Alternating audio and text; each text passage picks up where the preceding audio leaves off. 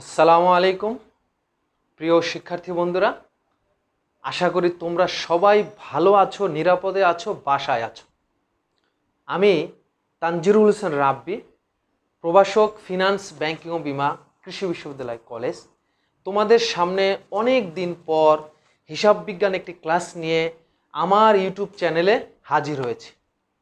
প্রিয় শিক্ষার্থী বন্ধুরা, তোমরা যারা যারা আজকে আমার সাথে ক্লাসে জয়েন করেছো, অবশ্যই তোমরা ক্লাসটা শেয়ার করে দাও।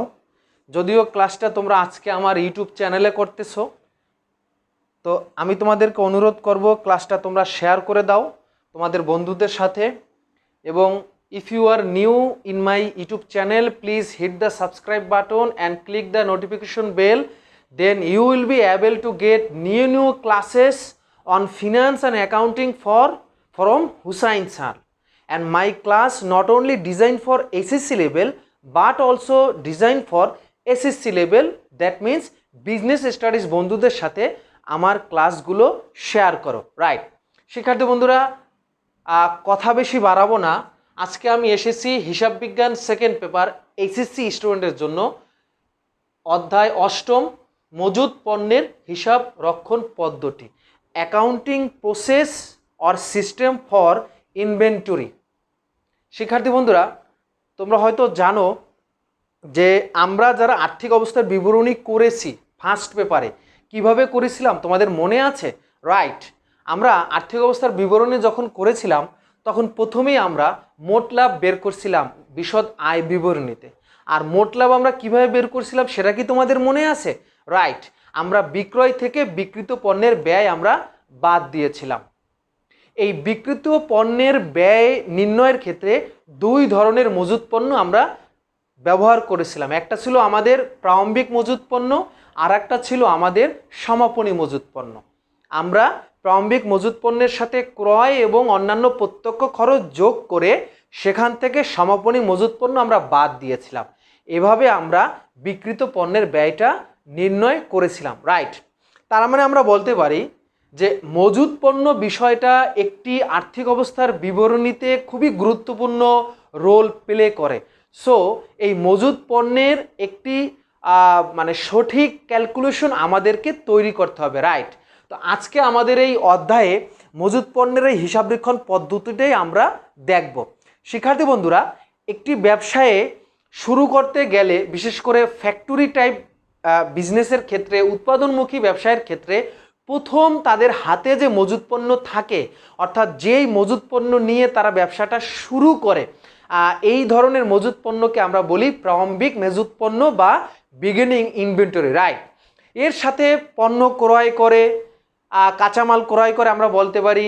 এরপর আমরা দেখা যায় আমরা কারখানা থেকে আমাদের কাছে ফেরত আসতে পারে, আমরা পণ্য ইস্যু করি, দ্যাট মিন্স বিক্রয় করি।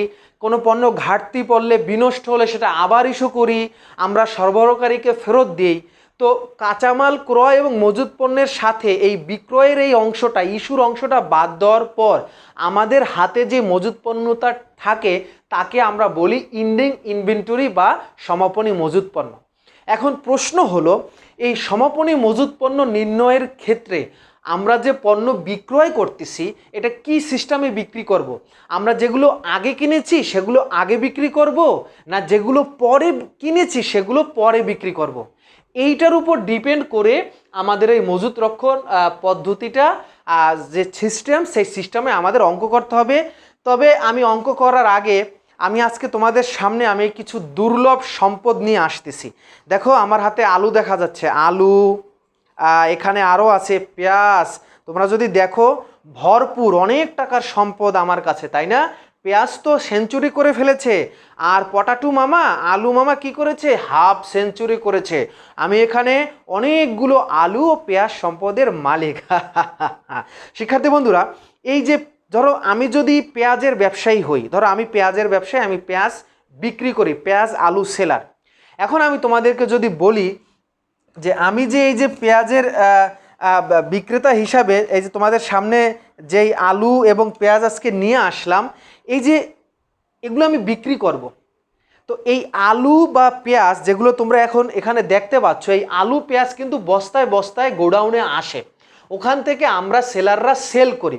এখন প্রশ্ন হলো, আগে যেই পণ্যগুলো কিনেছিলাম, অর্থাৎ আগে যে আলু পেঁয়াজ কিনেছিলাম, যে বস্তাগুলো আমার কোম্পানিতে আগে ঢুকেছিল ফার্স্ট ইন, যেগুলো আমার কোম্পানিতে আমার ফ্যাক্টরিতে কারখানাতে যেগুলো আগে ঢুকেছিল, আগে আমরা ক্রয় করেছি, সেই আলু এবং পেঁয়াজের বস্তাগুলো আমি সেল করব সেই দরেরটা, না রিসেন্ট গতকাল বা গত পরশু যেই আলু পেঁয়াজের বস্তা আমার ফ্যাক্টরিতে ঢুকেছে সেটা আমি বিক্রি করব? বলো তো, একটু চিন্তা করে বলো তো। আমার বিশ্বাস তোমরা ধরতে পেরেছো, রাইট? এগুলো যেহেতু পচনশীল পণ্য, এগুলো বেশি দিন কারখানায় থাকলে পচে যেতে পারে, আমি ক্ষতিগ্রস্ত হব, রাইট? এজন্য আগের যে বস্তাগুলো আগে আমি ক্রয় করে রেখেছিলাম ফ্যাক্টরিতে ঢুকেছিল, সেগুলো আমরা আগে সেল করব। অর্থাৎ আগে যেগুলো এসেছিল এখন সেগুলো আগে যাবে, আগে এসেছিল এখন সেগুলো আগে আমি সেল করব, আগে সেগুলো আমি বিক্রি করব, রাইট? তার মানে পচনশীল পণ্যের ক্ষেত্রে যেই বস্তাগুলো বা যেই পণ্যগুলো আমি আগে কিনেছিলাম, আলু পেঁয়াজের আমি উদাহরণস্বরূপ তোমাদেরকে বললাম, সেগুলো আমি এখন আগে সেল দেবো। যেগুলো আগে কিনেছিলাম সেগুলো এখন আগে সেল দেবো। আর আমার কাছে আরও কিছু প্রোডাক্ট আছে, দেখো কিছু মোবাইল আজকে আমি তোমাদের সামনে শিক্ষার্থী বন্ধুরা এখানে নিয়ে আসছি। তোমরা যদি একটু খেয়াল করো শিক্ষার্থী বন্ধুরা, তাহলেই বুঝতে পারবে যে এখানে বেশ কিছু মোবাইল আমি তোমাদের সামনে আজকে নিয়ে এসেছি। দেখো, ধরো আমি মোবাইল বিক্রেতা, আমি মোবাইল ব্যবসা করি, তাহলে এই যে মোবাইল যেগুলো তোমাদের কাছে আমি আজকে নিয়ে এসেছি, এখানে মোবাইল যেগুলো আমি তোমাদের কাছে নিয়ে এসেছি, আমি যদি একজন মোবাইল বিক্রেতা হই, ধরো অপ্পো, ভিভো, স্যামসাং যাই হোক, নকিয়া তো স্মার্টফোন সেরকম নাই, যেভাবেই হোক, আমি উদাহরণস্বরূপ বলতেছি, তাহলে তুমি যদি দোকানে মোবাইল কিনতে আসো, আমি তোমাদেরকে আগে কি এই বাটনওয়ালা মানে সেই পুরাতন মডেলের সেট, অনেক আগে যেগুলো আমি আমার শোরুমে বা আমি গোডাউনে উঠিয়ে রেখেছিলাম, এগুলো দেখাবো বিক্রি করার জন্য, না এই যে লেটেস্ট স্মার্টফোন 4G আরও আছে 8G, কোনটা আমি আগে বিক্রি করার জন্য ক্রেতাদেরকে অনুরোধ করব বা আমি কোনটা আগে বিক্রি করার চেষ্টা করব?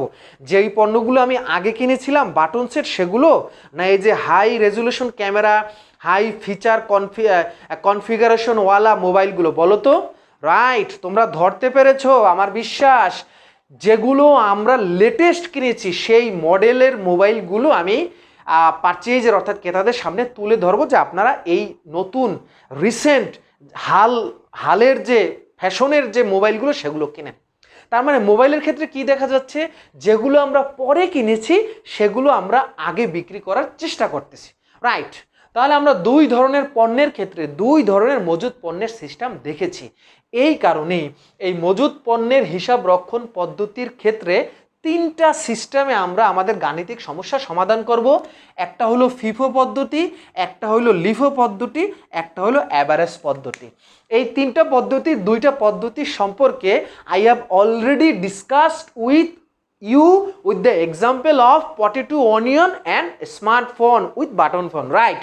আমি এই মোবাইল এবং আলু পেঁয়াজের মাধ্যমে তোমাদেরকে অলরেডি বুঝিয়ে দিয়েছি যে কোন পণ্যের ক্ষেত্রে কোন হিসাব রক্ষণ পদ্ধতি ব্যবহার করে আমরা সমাপনী মজুত পণ্য এবং বিক্রয় এই সমস্ত কাজগুলো করব, রাইট?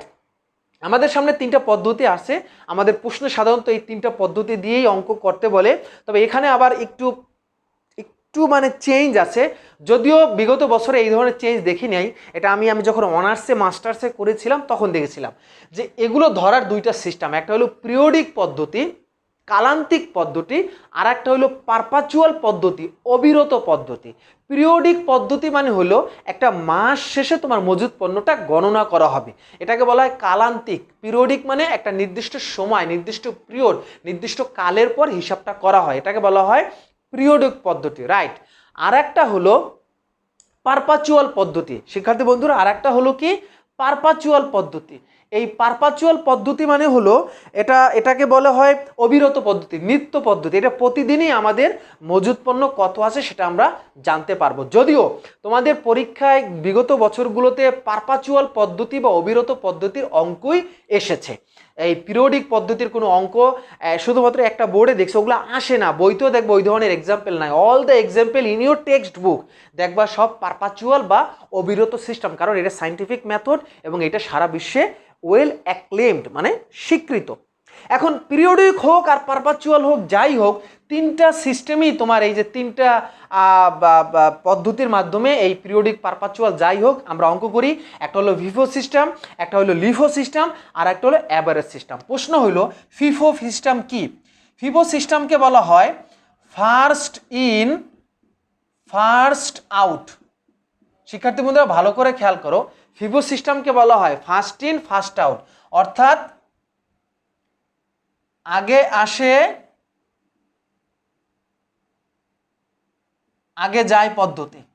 ফিফো সিস্টেমটা কি শিক্ষার্থী বন্ধুরা তোমরা ভালো করে খেয়াল করো, ফিফো সিস্টেমটা হলো ফার্স্ট ইন ফার্স্ট আউট, আগে আসে আগে যায়, অর্থাৎ যেই পণ্যগুলো আমরা আগে কিনেছিলাম সেই পণ্যগুলো এখন আমরা আগে বিক্রি করব, রাইট? যেই পণ্যগুলো আমরা আগে কিনেছিলাম সেই পণ্যগুলো আমরা আগে বিক্রি করব। এরপর আসো লিফো। লিফো সিস্টেমটা কি শিক্ষার্থী বন্ধুরা তোমরা ভালো করে খেয়াল করো, লিফো সিস্টেমটা হলো লাস্ট ইন ফার্স্ট আউট, মানে পরে আসে আগে যায় পদ্ধতি, পরে আসে আগে যায় পদ্ধতি। শিক্ষার্থী বন্ধুরা ভালো করে খেয়াল করো, লিফো সিস্টেমটা কি তোমরা একটু ভালো করে খেয়াল করো শিক্ষার্থী বন্ধুরা। লিফো সিস্টেমটা কি? লাস্ট ইন ফার্স্ট আউট, অর্থাৎ যেগুলো আমরা পরে কিনেছি, রিসেন্ট কিনেছি, যেগুলো আমরা রিসেন্ট কিনেছি, পরে কিনেছি, সেগুলো আমরা আগে বিক্রি করব। আর ফিফো সিস্টেমটা কি ছিল? যেগুলো আমরা আগে ক্রয় করেছিলাম, অর্থাৎ আমাদের আগে আমরা পেয়েছিলাম, আগে আসে সেগুলো আমরা আগে সেল করব, আগে বিক্রি করব। আর লিফো সিস্টেম কি? যেগুলো আমরা পরে কিনেছি, পরে আমাদের কারখানায় এসেছে, সেগুলো আমরা কি করব? আগে বিক্রয় করব। এখন এই অ্যাভারেজ যে পদ্ধতি, এই অ্যাভারেজ পদ্ধতিতে যাওয়ার আগে ফিফো এবং লিফো পদ্ধতির একটু পার্থক্য আমি তোমাদেরকে একটু বুঝিয়ে দিই, একটু পার্থক্য আমি একটু বুঝিয়ে দিই, তাহলে তোমাদের বুঝতে সুবিধা হবে। ধরো জানুয়ারি 1 আমি পণ্য ক্রয় করেছি 500 কেজি, ধরো আলু হোক আর যাই হোক, ধরো 20 টাকা দরে, ওকে? আচ্ছা, এরপর হলো জানুয়ারি 2 আবারও আমি পণ্য ক্রয় করেছি ধরো 300 কেজি, এটা হলো 15 টাকা দরে, রাইট? জানুয়ারি 3 আমি ইস্যু করেছি, ইস্যু মানে হলো বিক্রয়, ইস্যু মানে কি? বিক্রয়, ইস্যু মানে কি? বিক্রয়। ইস্যুকে মনে রাখার জন্য একটু সহজে মনে রাখি, ছোট বাচ্চারা শিশু করে না? শিশু কি? শিশু মানে ছেড়ে দেয়, শিশু মানে ছেড়ে দেয়, মানে বিক্রয় করে, পণ্য ছেড়ে দিল, ইস্যুর সাথে শিশু। যাই হোক, ইস্যু করলো ধরো এখানে আমি যদি বলি 600 কেজি, ইস্যু করলো কত কেজি শিক্ষার্থী বন্ধুরা? ধরো এখানে কত কেজি? 600 কেজি। জাস্ট উদাহরণ হিসাবে আমি এটা লিখলাম তোমাদের বুঝবার সুবিধার জন্য। এখন প্রশ্ন হলো শিক্ষার্থী বন্ধুরা ভালো করে খেয়াল করো, সবাইকে অনুরোধ করতেছি, বি অ্যাটেন্টিভ। জানুয়ারি 1 আমি পণ্য ক্রয় করেছি 500 টাকা কেজি, 20 টাকা দরে একটা বস্তা কিনেছি, যে বস্তার দর হলো 20 টাকা। আর সব পণ্যের দর কিন্তু সেম থাকবে না। ধরো মনে করো আলু কিনছো, এক বস্তার দর একরকম, আর এক বস্তার দর আর এক রকম। চালের ভিতর ভিন্ন থাকে না, 28-এর চাল এক ধরনের দর, আতপের চাল এক ধরনের থাকে, মিনিকেটের দর একরকম, নাজির শাইলের দর একরকম, এরপর হলো তোমার 29-49 এক একটার এক দর থাকে। তো পণ্য ক্রয় করেছিলাম জানুয়ারি 1 500 কেজি 20 টাকা দরে, জানুয়ারি 2 পণ্য আবার ক্রয় করেছি 300 কেজি ক্রয় করেছিলাম 15 টাকা দরে, আর জানুয়ারি 3 আমি ইস্যু করেছিলাম মানে বিক্রয় করেছিলাম 600 টাকা কেজিতে। এখন প্রশ্ন হইল এখানে তুমি দেখো এই যে 600 টাকা কেজি আমি 600 কেজি যে আমি পণ্য বিক্রি করেছি, প্রশ্ন হইল কত দরে আমি ছাড়বো, তাই না? এখানে কিন্তু দরটা দেওয়া নাই, আমাকে শুধু পরিমাণ কোয়ান্টিটি দেওয়া আছে যে 600 কেজি ইস্যু করতে হবে, কিন্তু দর দেওয়া নাই। এখন আমি যদি এই অঙ্কটা ফিফো সিস্টেমে করি, খেয়াল করো শিক্ষার্থী বন্ধুরা, আমি যদি এই অঙ্কটা ফিফো সিস্টেম, ফিফো মানে কি first in first out, FIFO মানে কি ফার্স্ট ইন ফার্স্ট আউট, সেক্ষেত্রে তোমরা ভালো করে খেয়াল করো, ফিফো মানে কি ফার্স্ট ইন ফার্স্ট আউট, যেগুলো আগে কিনেছো, যেগুলো আগে এসেছে সেগুলো আগে বিক্রি করবা, সেগুলো আগে যাবে, আগে আসে আগে যায়, যেগুলো আগে কিনেছি সেগুলো আগে বিক্রি করবে। তাহলে তোমার 600 কেজি দরকার, কত কেজি দরকার 600, তাহলে এই বস্তা থেকে তুমি 500 কেজি ধরবা, ধরলাম 500, তাহলে তোমার আরও 100 লাগবে। এই যে তুমি 500 টাকা করবা, সেটা কত টাকা দরে, এটা 20 টাকা দরে, 500 টাকা এটা কত টাকা দরে, 20 টাকা দরে, রাইট। সেক্ষেত্রে বন্ধুরা ভালো করে খেয়াল করো, এখন তোমার যেহেতু 600 কেজি তুমি ইস্যু করবা, আরও 100 কেজি দরকার, আরও কত দরকার 100 কেজি, তাহলে এইটা কোনটা থেকে ধরবা, তোমার হাতে আছে আর একটাই আছে 300, তাহলে এইখান থেকে তুমি কত করবা 100 কেজি নেবা 15 টাকা দরে, তাহলে তোমার সমাপনী মজুদ এখানে কত থাকলো 200 কেজি। শিক্ষার্থী বন্ধুরা ভালো করে খেয়াল করো, খুব ভালো করে খেয়াল করো, আমার 600 কেজি আমি বিক্রি করব কোন সিস্টেমে, ফিফো সিস্টেম। ফিফো মানে কি যেগুলো আগে কিনেছি সেগুলো আমি আগে বিক্রি করব। তাহলে আমার সামনে দুইটা লট আছে, একটা লটে 500 কেজির একটা বস্তা আছে 20 টাকা দরে, আর একটা লটে আমার বস্তা আছে 300 টাকা, 300 কেজির একটা বস্তা আছে 15 টাকা দরে। এখন 600 কেজি ছাড়তে বলছে, যেহেতু ফিফো সিস্টেম, ফিফো সিস্টেমে কি হয় উপর থেকে বিক্রি করতে করতে নিচের দিকে আসে, ফিফো সিস্টেমে কি হয় আগে আসে আগে যায়, যেগুলো আমি আগে কিনেছি সেগুলো আমি আগে বিক্রি করব, অর্থাৎ উপর থেকে বিক্রি করতে করতে করতে নিচের দিকে নামবে। তাহলে এই দুইটার ভিতরে আগে কোনটা আসছে, 500 কেজির বস্তা এটা আগে আসছে, আর 300 কেজির বস্তা এটা পরে আসছে। ফিফো সিস্টেম আগে আমরা আগে যেটা কিনছি সেটা আগে বিক্রি করব, তাহলে আগে 500 ধরবো, ধরলাম 500, এটার দর 20 টাকা, আমার 600 কেজি বিক্রি করতে হবে, আরও 100 দরকার, সেটাই 300 কেজির বস্তা থেকে নিলাম 100 কেজি, তাহলে 300 কেজিতে অবশিষ্ট সমাপনী মজুদ কত থাকলো 200 কেজি, দর লিখলাম। দেখো এটা উপর থেকে নিচে নামছি না, এই ফিফো সিস্টেমে কি হয় উপর থেকে বিক্রি করতে করতে নিচে আমরা নামি। আচ্ছা, এইটা যদি আমরা শিক্ষার্থী বন্ধুরা ফিফো সিস্টেমে না করে, এই সেম অঙ্কটা আমরা যদি ফিফো সিস্টেমে না করি, শিক্ষার্থী বন্ধুরা তোমরা ভালো করে খেয়াল করো, এই অঙ্কটা যদি আমরা ফিফো সিস্টেমে না করি তাহলে অবস্থাটা কি দাঁড়াবে। আমরা এখন এটাকে লিফো সিস্টেমে সমাধান করার চেষ্টা করব। শিক্ষার্থী বন্ধুরা তোমরা ভালো করে খেয়াল করো, রাইট। আমরা এখন এই অঙ্কটাকে লিফো সিস্টেমে করব। কোন সিস্টেমে শিক্ষার্থী বন্ধুরা, লিফো সিস্টেমে। কোন সিস্টেমে, লিফো সিস্টেম। লিফো সিস্টেমটা মানে হলো লেখাই আছে বন্ধুরা, তোমরা ভালো করে খেয়াল করো, লিফো সিস্টেমটা মানে কি last in first out. Last in first out মানে যেগুলো আমরা পরে কিনেছি সেগুলো আমরা এখন আগে বিক্রি করব, যেগুলো আমরা পরে কিনেছি সেগুলো আমরা আগে বিক্রি করব, অর্থাৎ পরে আসে আগে যায়। আর লিফো সিস্টেমে আমরা নিচ থেকে বিক্রি করতে করতে উপরে উঠি। লিফো সিস্টেমে আমরা কি করি, নিচ থেকে বিক্রি করতে করতে উপরে আসি। ফিফো সিস্টেমে কি ছিল, উপর থেকে বিক্রি করতে করতে নিচে নামি, আর লিফো সিস্টেমে নিচ থেকে বিক্রি করতে করতে আমরা উপরে আসি। কিভাবে, আমার 600 কেজি বিক্রি করতে হবে, আমার কত কেজি বিক্রি করতে হবে 600 কেজি। তাহলে লিফো সিস্টেম হলো পরে যেটা কিনছি সেটা আগে বিক্রি করব।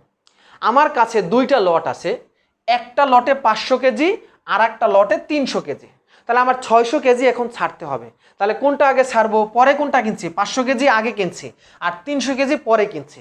লিফোর সিস্টেম হলো পরে আসে আগে যায়। তাহলে বিক্রি করার সময় আমি এই 300টা আগে ছাড়বো, আমি 300 কেজি যেটা সেটা আমি আগে ছাড়বো, কত করে ছাড়বো 15 টাকা দরে, রাইট। 300 কেজির যে বস্তা লট সেটা আমি আগে ছেড়ে দিলাম। আমার 600 কেজি লাগবে, 300 কেজি অলরেডি আমি ইস্যু করেছি, তাহলে এখন আমার আরও কত কেজি ছাড়তে হবে 300 কেজি। সেই 300 আমি কোনটা থেকে ধরবো, যেহেতু আমার উপরে যেইটা আছে সেটা দিয়ে ধরবো, 300 কেজি ধরলাম, এটার দর কত 20 টাকা। তাহলে এখানে আমার সমাপনী মজুদ আর কত থাকবে 200 কেজি। শিক্ষার্থী বন্ধুরা তোমরা ভালো করে খেয়াল করো, আমি আবার বুঝাই দিচ্ছি, আমি এখন লিফো সিস্টেমে প্রবলেমটা সলভ করছি, অর্থাৎ সমাপনী মজুদ পণ্য কিভাবে আমরা ডিটারমাইন করব। এই লিফো সিস্টেমটা কি, লিফো সিস্টেমটা হলো যেগুলো আমরা পরে কিনেছি, রিসেন্টলি কিনেছি, we have to sell this first, অর্থাৎ লাস্ট ইন ফার্স্ট আউট, পরে আসে আগে যায়। তাহলে আমার সামনে দুইটা বস্তা আছে, একটা হলো 300 কেজির বস্তা, 500 কেজির বস্তা। পরে কোনটা কিনছি? 300 কেজি। তাহলে 300 কেজি ছাড়লাম, এটার দর হইলো 15 টাকা। আরও 600 কেজির জন্য আরও 300 কেজি লাগবে, তাহলে 500 কেজি থেকে 300 কেজি ছাড়লাম, 500 কেজির এখানে কত থাকলো? 200 কেজি। তাহলে শিক্ষার্থী বন্ধুরা, আমার বিশ্বাস এই ফিফো এবং লিফো যে বেসিক যে পার্থক্যটা, I have been able to explain you the difference between this two inventory calculation system, অর্থাৎ লিফো এবং ফিফোর ভিতরে যেই পার্থক্যটা আছে, আমার বিশ্বাস তোমরা এটা ভালো করেই বুঝতে পেরেছো। আর যদি বুঝতে না পারো, নো প্রবলেম, আমার ইউটিউব চ্যানেল লিখে দিয়েছি তানজিরুল হোসেন রাব্বি, ওখানে সার্চ দিলে অবশ্যই এই ক্লাসটা তো তোমরা এখন তো করতে আসো, ওখানে পাবে, অথবা আমার আরও ক্লাস ওখানে পাবে, আমার ফেসবুক পেজেও ইনশাল্লাহ তোমরা এটা পাবে। এখন আমরা দেখব আমাদের শেষ মেথড, সেটা হলো অ্যাভারেজ সিস্টেম। এই অ্যাভারেজ সিস্টেমকে বাংলায় বলা হয় ভারযুক্ত গড় পদ্ধতি। ভারযুক্ত গড় পদ্ধতি, অ্যাভারেজকে কি বলা হয়? ভারযুক্ত গড় পদ্ধতি। এখানে আগেও না পরেও না, পরেও না আগেও না, রাইট। এটা একটা অ্যাভারেজ সিস্টেমে তোমার পণ্যটা বিক্রি করার জন্য দর ফালায়, এবং এই ভারযুক্ত গড় পদ্ধতিতে প্রতি ক্রয় বিক্রয়ে নতুন করে দর আসবে, প্রত্যেকবার ক্রয়তে একটা নতুন দর আসবে, এবং প্রত্যেকবার বিক্রয়ের সময় নতুন একটা দর আসবে। আগে পরে কোনো ফ্যাক্ট না, নতুন দর অনুযায়ী আমরা পণ্যটা বিক্রি করব। যেমন আমি যদি একটু উদাহরণ দিয়ে বুঝাই তাহলে তোমরা বুঝতে পারবে।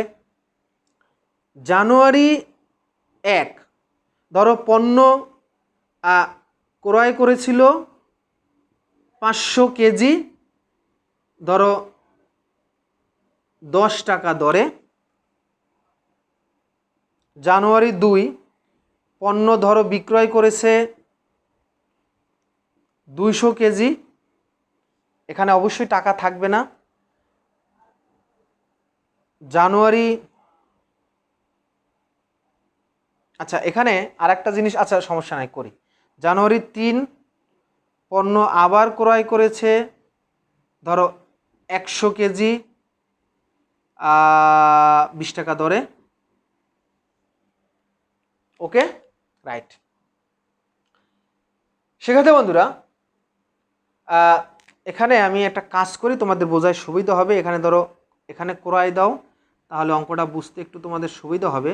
আর এইটা হলো ধরো বিক্রয়, এখানে কোনো নাই, তাহলে অঙ্কটা বুঝতে তোমাদের খুব সুবিধা হবে আমার বিশ্বাস।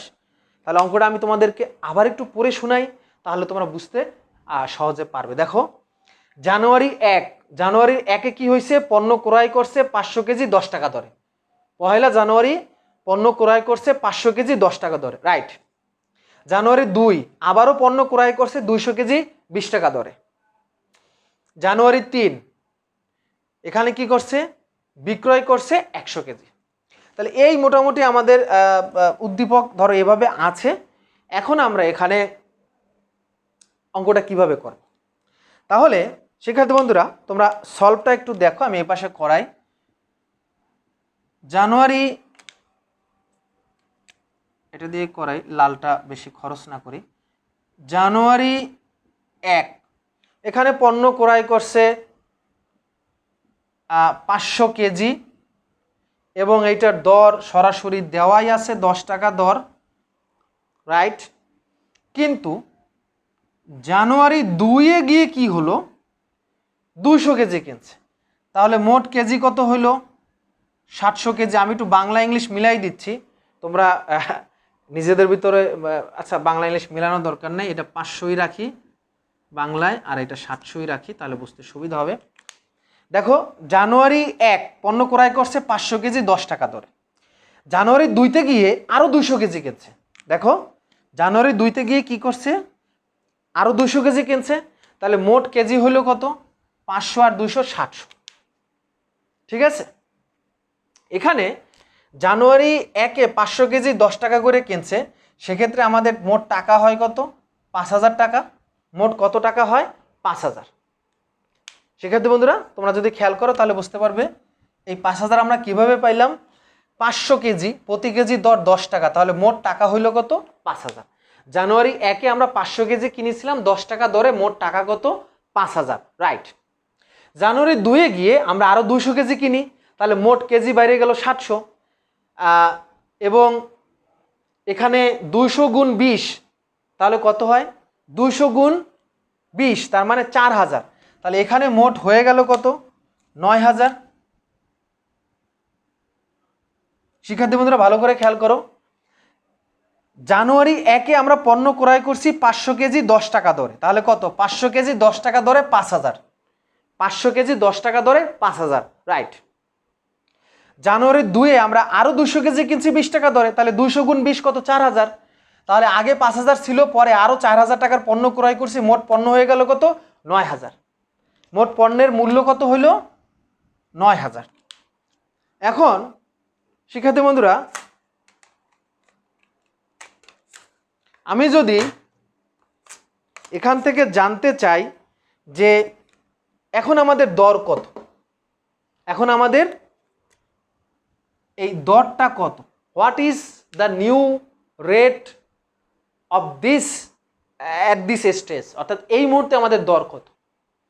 অ্যাভারেজ সিস্টেম কিন্তু first in first out, last in first out এর কিছু না, এটা হলো প্রতিনিয়ত একটা নতুন করে দর ফালাবে।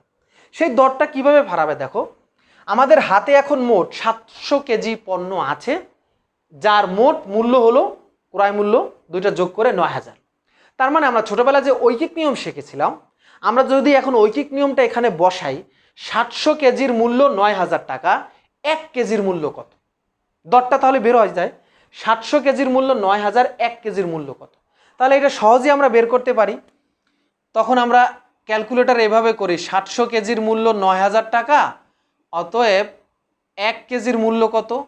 9000 ভাগ 700, তাহলেই তো আমাদের এই দরটা বের হয়ে যায়, রাইট। এটা কিভাবে বের করলাম? মোট মূল্যকে মোট একক দিয়ে ভাগ দিয়েছি। আবারও বলতেছি, মোট মূল্যকে মোট একক দিয়ে ভাগ দিয়েছি। তাহলে 700 কেজির মূল্য 9000, 1 কেজির মূল্য কত? তাহলে আমি যদি 9000-কে 700 দিয়ে ভাগ দেই, তাহলে আমার নতুন দর চলে আসলো 12.86 পয়সা। নতুন দর কত বের হইল? 12.86 পয়সা। শিক্ষার্থী বন্ধুরা ভালো করে খেয়াল করো, আমাদের নতুন দর কত বের হলো? 12.86 পয়সা। এটা আমরা কিভাবে বের করলাম? মোট মূল্যকে মোট একক দিয়ে ভাগ দিয়েছি, ঐকিক নিয়মের মতো। 700 কেজির দাম 9000, 1 কেজির দাম কত? 9000 ভাগ 700, রাইট। শিক্ষার্থী বন্ধুরা এখন পরের লেনদেনটা যদি আমরা করি তাহলে আরো ক্লিয়ার হবে। পরে জানুয়ারি 3-এ গিয়ে কি হলো? আমি 100 কেজি বিক্রি করেছি। কত কেজি? 100 কেজি। তাহলে 100 কেজি যদি বিক্রি করি তাহলে 700-র জায়গায় কত থাকবে? 600 কেজি। 100 কেজি যদি বিক্রি করি, 700 কেজি আমার হাতে ছিল, এখান থেকে যদি আমরা এই 100 কেজি বিক্রি করি তাহলে এই 700 কেজির জায়গায় এখন আমার কত থাকলো? 600 কেজি। আর এই 100 কেজির দাম কত? এই 100 কেজির দাম হলো এই 12.86, যেহেতু নতুন দর পড়ছে, এই নতুন দরটা হলো 12.86। নতুন দর কত? 12.86। তাহলে আমি যদি এই 100-কে 12.86 দিয়ে গুণ দেই তাহলে 1286 হয়। কত টাকার পণ্য আমার বিক্রি হলো? 1286 টাকার। কত টাকার পণ্য আমি বিক্রি করলাম? 1286 টাকার। তাহলে আমার আগে কত টাকার পণ্য ছিল? 9000। সেখান থেকে আমি 1286 টাকার পণ্য বিক্রি করলাম। 9000 টাকার পণ্য আমার আগে হাতে ছিল, সেখান থেকে 1286 টাকার পণ্য আমি বিক্রি করলাম। তাহলে আমার এখন পণ্য আর অবশিষ্ট আছে 7714 টাকার। 7714 টাকার। কেমন? কিভাবে করলাম আবারও বলতেছি, 100 কেজি বিক্রি করছি, এটার দর কোনটা? ইমিডিয়েট যে দরটা থাকে সেইটাই ভারযুক্ত অ্যাভারেজ পদ্ধতি, সেই দরটাই আমরা পণ্য সেল করি, রাইট। তাহলে 1286 টাকার পণ্য আমি বিক্রি করেছি। আগে আমার মোট পণ্য ছিল 9000, মোট পণ্যের যে মূল্য সেই মূল্য ছিল 9000 টাকা, সেখান থেকে 1286 টাকার পণ্য আমি বিক্রি করেছি, থাকলো কত? 7714 টাকা। তাহলে এখন প্রশ্ন হলো, ভারযুক্ত সিস্টেমে what will be the new rate at this stage? এই মুহূর্তে তাহলে নতুন আমার দর কত হবে? ওই আগের সিস্টেম, 600 কেজি, 600টা কীভাবে হলো? 700 কেজি থেকে 100 কেজি বাদ দেওয়ার পর 600 কেজি। 600 কেজির মূল্য 7,714 টাকা। তাহলে 1 কেজির মূল্য কত? আমরা বের করতে পারবো ঐকিক সিস্টেমে। তাহলে মোট মূল্যকে আমরা মোট একক দিয়ে ভাগ দেবো, অর্থাৎ 7,714কে এখন আমরা ভাগ দেবো 600 দিয়ে। 7,714 ভাগ 600, তাহলে আমার 12.86। ওই নিউ রেট আগেরটাই থাকবে, কিন্তু সবসময় যে এরকমই থাকবে ব্যাপারটা এরকম নয়। রেট ওই আগেরটাই আসছে, কিন্তু সবসময় যে এরকম থাকবে শিক্ষার্থী বন্ধুরা ব্যাপারটা এরকম না। তাহলে আমার বিশ্বাস শিক্ষার্থী বন্ধুরা এই তিনটা পদ্ধতিতে কিভাবে আমরা ক্যালকুলেশনটা করবো। আসলে এখানে ক্যালকুলেশনটা তো আমি শর্টকাট দেখাইছি, কিন্তু রিয়েল ফিল্ডে যখন আমরা অঙ্ক করতে যাব তখন আমরা আরও সহজে অঙ্কগুলো করতে পারবো। এটা কিন্তু আমার ফার্স্ট পার্ট, পর্ব 1। আমি পর্ব 2তে ইনশাল্লাহ গাণিতিক সমস্যার সমাধান করবে। তবে তার আগে আমরা ছক কিভাবে আঁকবো সেটা এখন তোমাদেরকে দেখাবো। তোমরা আমার সাথে থাকবা, অবশ্যই আমার কাছ থেকে যাবে না। প্রিয় শিক্ষার্থী বন্ধুরা, এখন আমরা ছকটা কিভাবে আঁকবো সেটা করা শিখব। আমরা বিভিন্ন ধরনের ছক শিখেছি, তবে যখনই তোমরা হিসাব বিজ্ঞানের কোনো অঙ্কের ছক কাটা শেখার চেষ্টা করবা, মাথার ভিতরে একটা কোড ঢুকাই দেবা। কোড মানে কি? একটা বিষয় তুমি একটু অন্যভাবে শেখলা, যাতে ওই বিষয়টা তোমার কি থাকে, মনে থাকে। এই মনে রাখার জন্য তুমি কি করবা, একটু কোডটা চেঞ্জ করে দেবা। যাই হোক, ওটা আমি পরে আলোচনা করতেছি। আমরা এখন যে ছকটা করব, অর্থাৎ এই অধ্যায়ের যে অঙ্কটা করব, সেই অঙ্কটার নাম হলো মাল খতিয়ান হিসাব। শিক্ষার্থী বন্ধুরা, অঙ্কটার নাম কি? মাল খতিয়ান হিসাব। আমরা এখন যে অঙ্কটা করতে যাচ্ছি সেই অঙ্কটার নাম হলো মাল খতিয়ান হিসাব। অর্থাৎ যখন আমাদের বলবে মাল খতিয়ান হিসাব প্রস্তুত করো, তখন আমরা এই ছকে অঙ্কটা করার চেষ্টা করব। অবশ্যই কোনো ব্যক্তির নাম থাকবে। ধরো এখানে কোনো ব্যক্তির নাম থাকবে, ধরো লেখা আছে জনাব রহিমের। আমাদের কোনো ব্যক্তির নাম দেওয়া থাকবে, আমরা এখানে জাস্ট ধরে নিলাম জনাব রহিমের মাল খতিয়ান হিসাব। আমরা যে কাজটা করব শিক্ষার্থী বন্ধুরা, আমরা আমাদের যে খাতা থাকবে শিক্ষার্থী বন্ধুরা, অবশ্যই অঙ্ক করার জন্য আমাদের খাতাটাকে পাতাইল্লা করে ধরতে হবে। কীভাবে ধরতে হবে? দেখুন এখানে একটা মাল খতিয়ান হিসাব অঙ্ক করা আছে। অবশ্যই আমাদের খাতাকে কি করতে হবে শিক্ষার্থী বন্ধুরা, এভাবে পাতাইল্লা করে ধরতে হবে। এটা হলো সেই পাতাইল্লা করে অঙ্ক করার সিস্টেম। আর যখন আমরা অঙ্ক করব অবশ্যই এভাবে করব না। কিভাবে করব? এভাবে করব।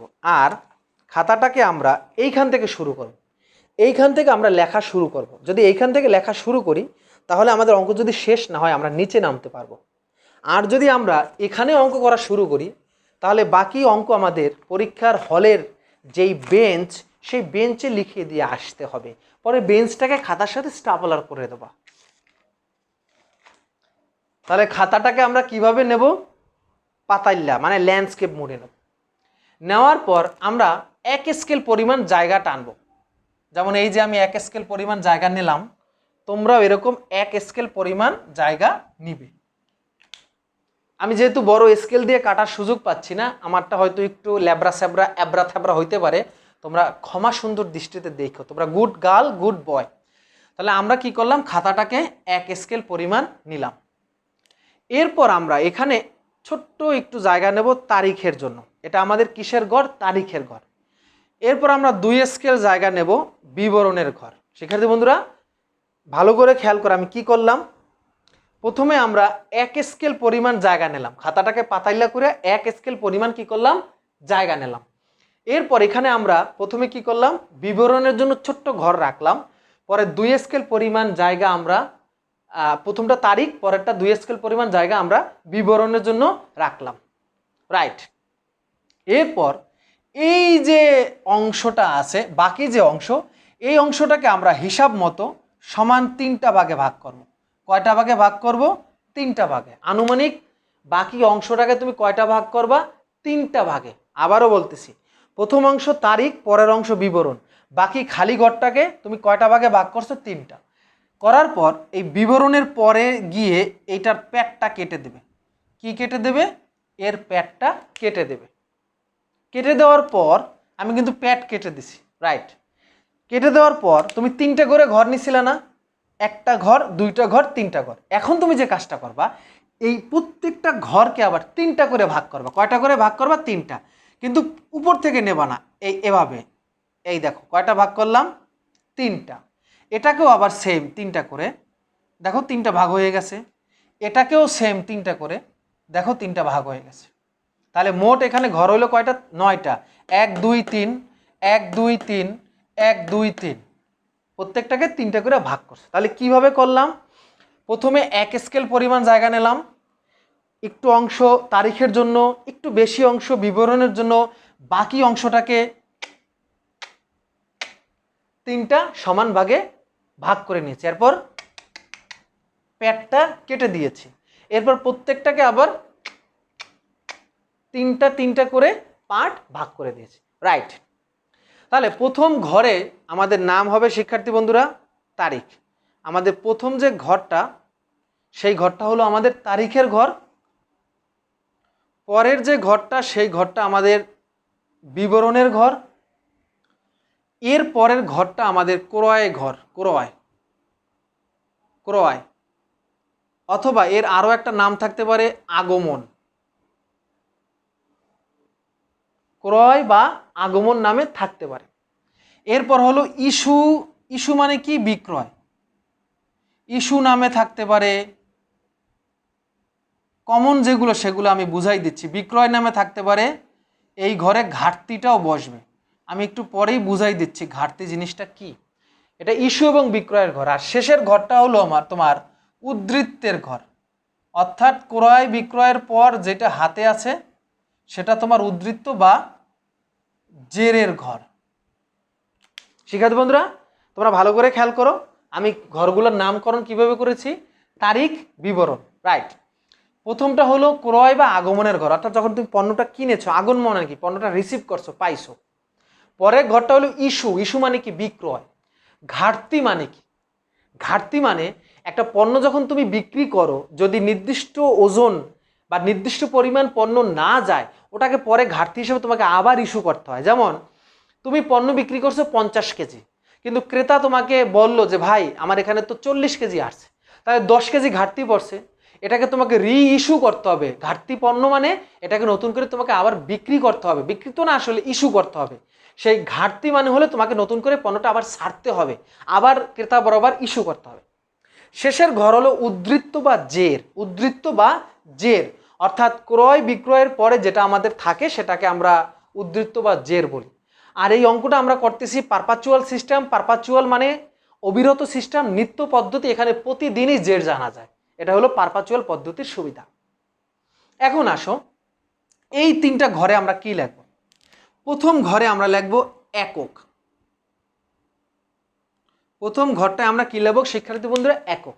একক মানে হলো কত পরিমাণ পণ্য তুমি কিনছো, এটা প্রকাশ করে এককে, ইউনিটে। যেমন এটা হতে পারে তুমি কি কেজিতে কিনছো 5 কেজি পণ্য, 10 কেজি পণ্য, নাকি তুমি ডজনে কিনছো 50 ডজন পণ্য, 20 ডজন পণ্য, নাকি তুমি গজ হিসাবে কিনছো 20 গজ, নাকি দিস্তা হিসাবে কিনেছো, নাকি টন হিসাবে কিনছো 50 টন, 20 টন, 30 টন, নাকি তুমি টন হিসাবে কিনেছো, নাকি হালি হিসাবে কিনেছো, এরকম আর কি।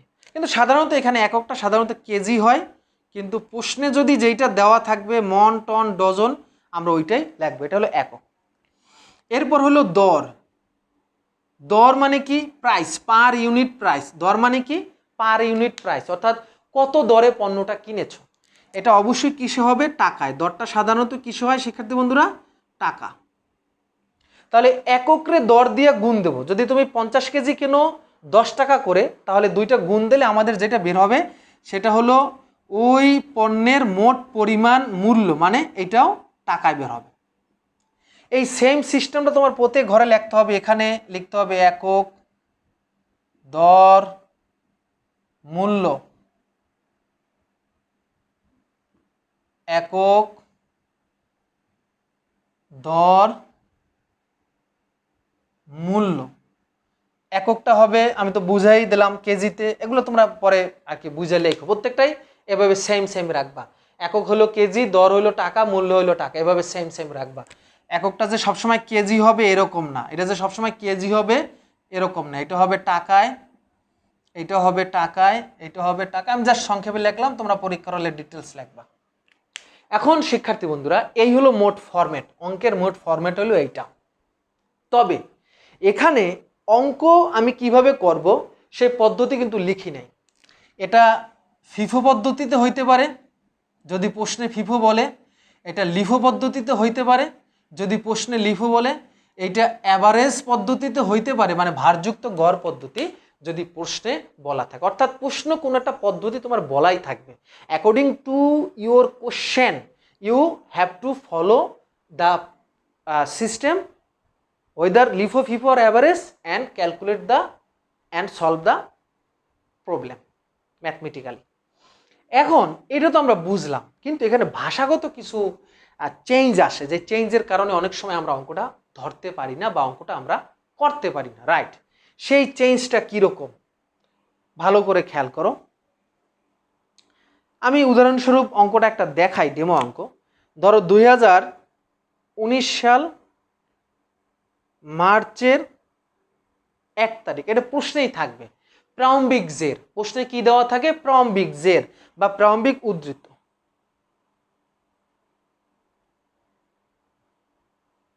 এটা প্রশ্নেই দেওয়া থাকবে প্রারম্ভিক জের বা প্রারম্ভিক উদ্ধৃত। এটা প্রশ্নে সাধারণত শিক্ষার্থী বন্ধুরা দেওয়া থাকবে, প্রারম্ভিক জের, প্রারম্ভিক উদ্ধৃত, এই ধরনের আলাপ সালাপ আর কি দেওয়া থাকে। ধরো প্রারম্ভিক জের দেওয়া আছে 200 কেজি 10 টাকা দরে। প্রারম্ভিক জের দেওয়া আছে 200 কেজি 10 টাকা দরে।